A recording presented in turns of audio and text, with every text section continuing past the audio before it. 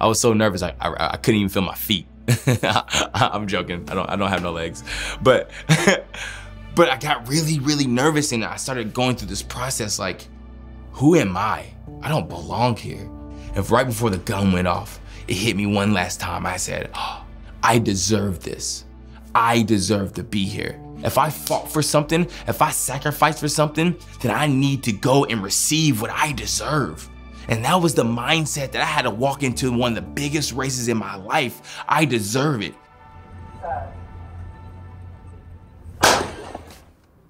We're here. I was born in Kingsport, Tennessee. It's a small town in Northeast Tennessee. And I was born with a congenital birth defect, fibula hemimelia. So the day that I was born, the doctors rushed me out the room, took me into the NICU, and came back and had that conversation with my mother and father. Mr. and Mrs. Leeper, I'm sorry, but your baby boy Blake was born missing both of his legs.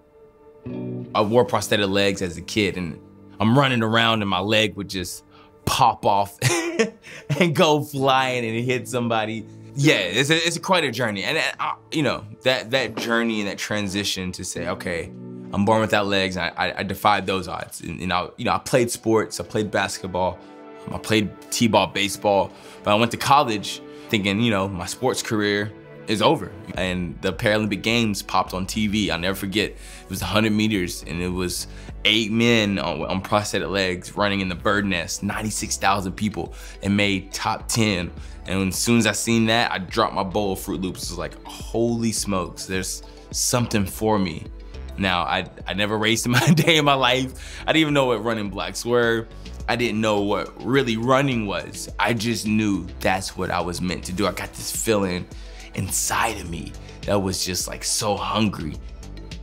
First day I got my running legs, put them on, and we went to the track. And I was walking the curb. I ended up on the curb at the beginning of the track. And by then, that was about 50 meters, 60 meters, I was walking. And by the time I hit 80 meters, I was on the straight. I was running full speed. I was sprinting, right? First time ever on them, I was sprinting. And I never ran that fast before. And in that moment, I felt free. That experience, because it happened so fast for me. In 2009, you know, I said, hey, I want to be a runner. And in 2010, I get the blades. And by 2011, I'm running at World Championships in New Zealand against the fastest runners in the world. And I take 5th place. And by 2012, I tied Pistorius' world record in 100 meters, going in ranked #1 in the London Paralympic Games. So this all happened in 3 to 4 years of saying, hey, I want to be a runner, to now I'm one of the fastest runners in the world. I'll never forget, it was my first Paralympic international big race in the London Olympic Stadium. I'm in the blocks, and the gun goes off. And once the gun goes off, because I'm a double leg amputee and I'm missing both of my legs, the guys beside me, I always feel them, they just surge in front of me. And I'm driving my head, I'm driving, and I'm like, I'm patient. I'm patient, because I know as the race continues, I'll find my balance. And I'm pumping as hard as I can, and I can feel myself gaining ground. But also as I'm gaining ground, I feel myself losing real estate. You know, we got 50 meters left and we're side by side with each other. I just knew I'm taking this home. So I dove across the line, and all of a sudden I see 3rd place Leeper pop up on the crowd, and I just like do one of these.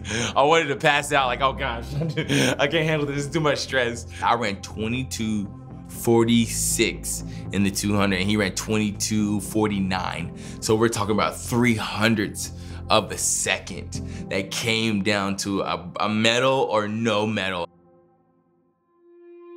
My adversity is my unfair advantage, and I'm a true believer of that. The most powerful beings in the world are the ones that endure the most. You have to have that mindset to be able to endure. You know how less than I feel on those mornings, on those days where I can't put on my legs, where I'm in pain, and it's hard for me to even walk to the bathroom. I feel so less than in that moment. Like, how can I be a powerful being?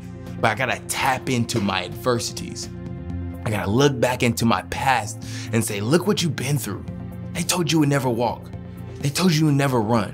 And you became one of the fastest men in the world. If I can achieve that, imagine what you can do with your life. Imagine what you can overcome. But you gotta tap into that adversity. Don't be afraid of the adversity, because by tapping into the adversity and understanding how you grew from that, understanding what you gained from that adversity is your strength.